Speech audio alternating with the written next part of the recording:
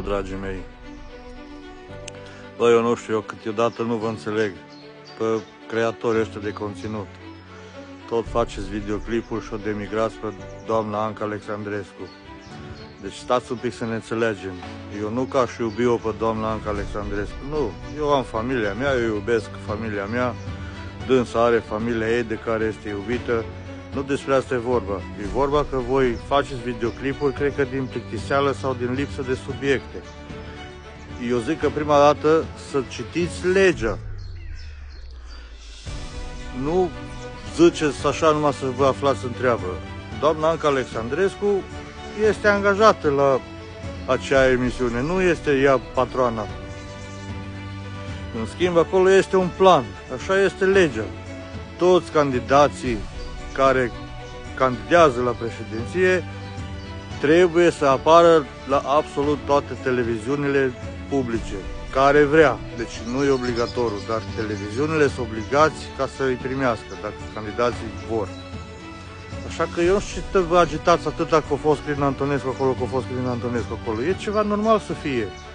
Stați liniștiți că interviul a fost aseară, l-ați văzut toți, dacă nu l-ați văzut, deja circulă pe toate rețelele, puteți să-l urmăriți. Chiar a fost defecțiuni tehnice cu o zi înainte, că a declarat și domnul președinte Călin Georgescu. Nu știu ce vă agitați atâta ca, nu știu, chiar nu vă înțeleg. Atâta știți să criticați și să faceți propagandă falsă.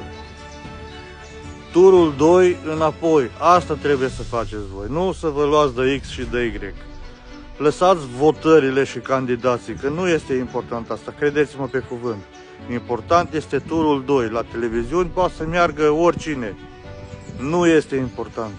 Turul 2 este important, cred că voi ați uitat cam care e treaba cu turul 2.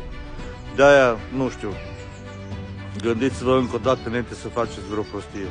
Eu sunt Flavius din cealaltă Românie. Dacă vrei să fii și tu parte din comunitatea noastră, intră aici pe cealaltăromânie.eu. Adminii noștri te adaugă acolo în țara unde locuiești și hai să facem treabă împreună. Noi susținem micii și mijlocii producători români pentru că produsele autentice pe cale de dispariție. De-aia noi le susținem. Pagina noastră de web este încă în lucru, dar cu siguranță vom adăuga deja începând din acest weekend foarte multe firme românești. Eu sunt Flavius din cealaltă Românie. V-am pupat. Faceți lucruri utile, nu țigănii.